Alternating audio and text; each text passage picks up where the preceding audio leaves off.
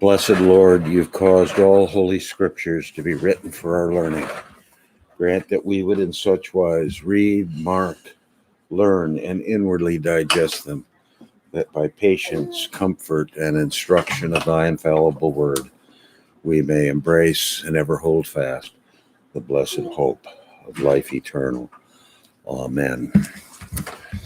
Got a little granddaughter putzing around here. She's into everything.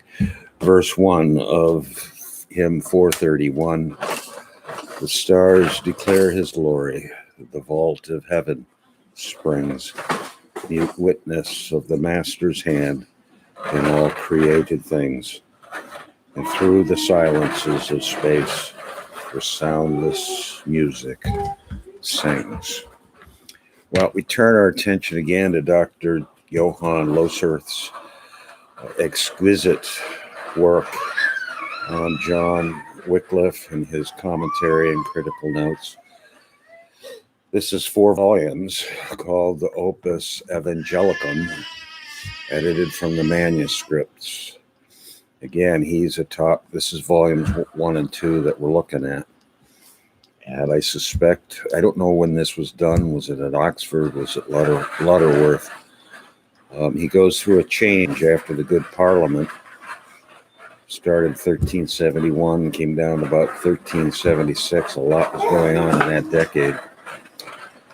When the Magister John Huss started on his journey to Constance in the autumn of 1414, his intention was not so much to justify himself and answer for his doctrines before the assembled fathers, as to gain over the ecumenical council and the whole Western world to his ideas of reform, which had been triumphantly preached throughout Bohemia. To this end, he prepared 3 great orations, which he intended to deliver in the presence of the council. One of them... What happened?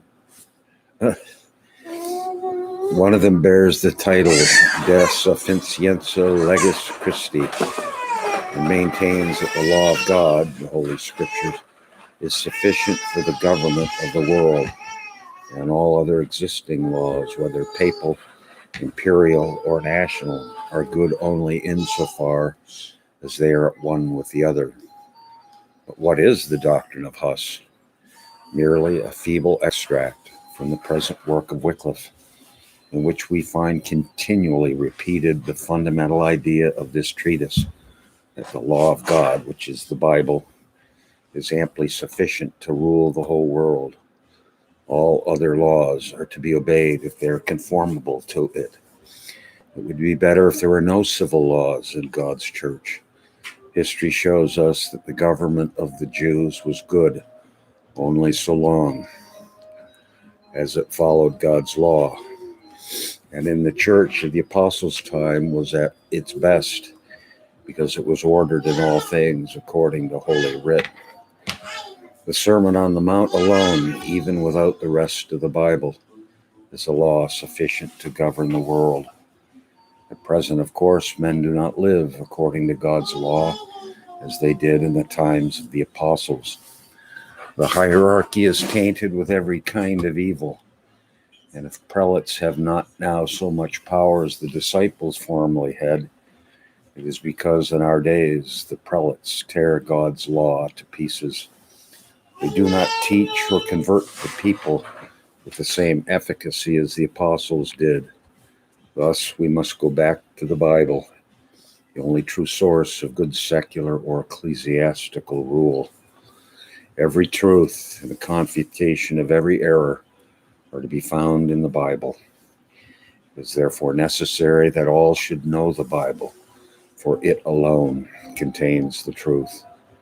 Whether you be the legista of the Pope, of the Emperor, of a kingdom or province, your law to have any worth at all must be found in the Bible.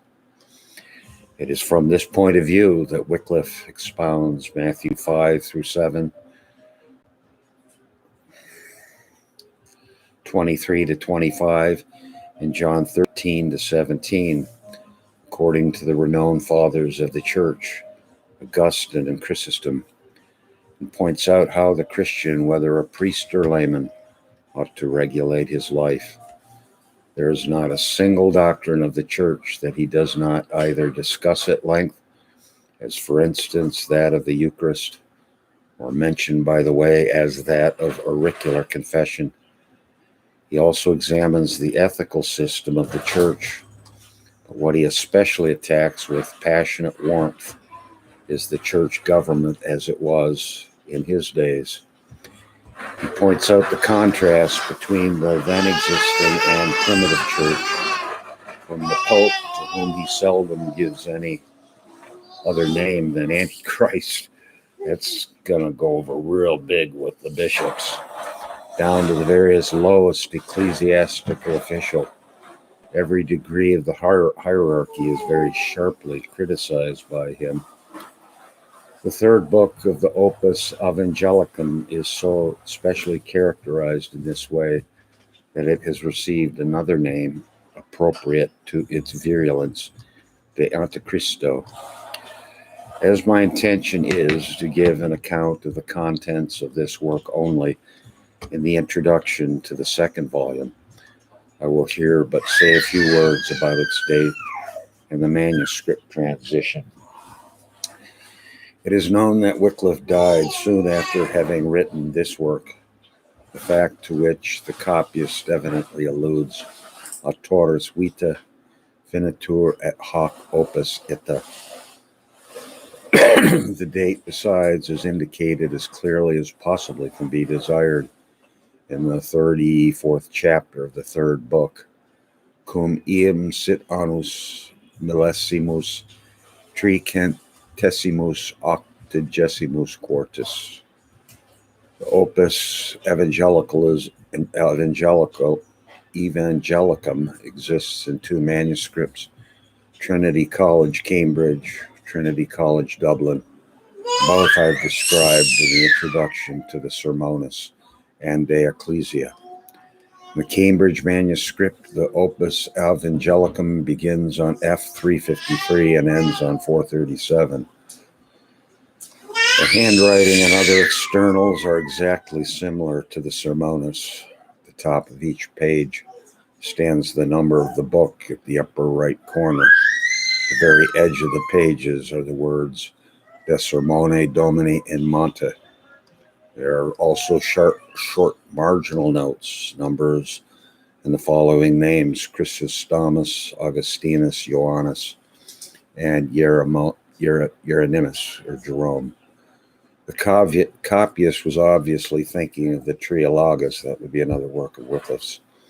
He supposed that Wyclif intended to give the present work the form of a trialogue. Augustine, Chrysostom, and John Wyclif are made to speak alternately. In the Codex of Dublin, the Opus Evangelicum commences on page 3 and ends on page 332. But I must mention a considerable mistake in the pagination, blah, blah, blah. The transcription is correctly made. I don't know if I see anything here other than stuff on pagination. J. Loserth.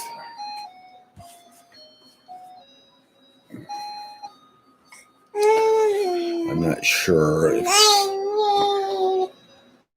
I guess is that the description? The two books, what's going on here? Looks like we got a Latin text here with Latin marginal notes. Christ's pleasure in finding a multitude to teach. Christ's human works finds an example in the works of God, the motive that animates us in preaching. We're going through one of the sermons. Christ's reasons for going up into the mountain to fulfill prophecy, to show that preacher and hearer should stand on the high ground of virtue. You see some. To teach that the preacher should speak words coming from on high.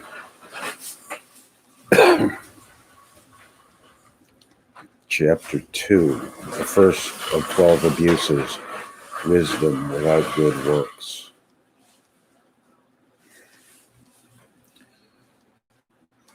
A citation here of Gregory the Great.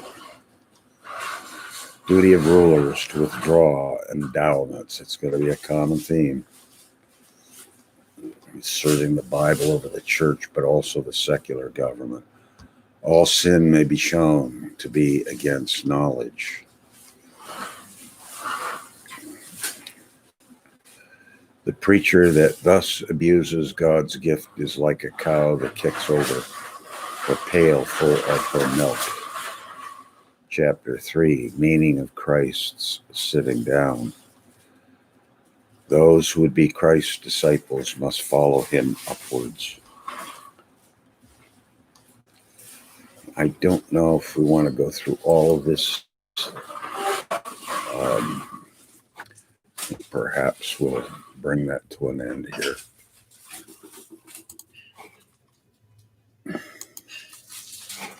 Just not sure here. There is some section that we'll bring it to an end here. Godspeed.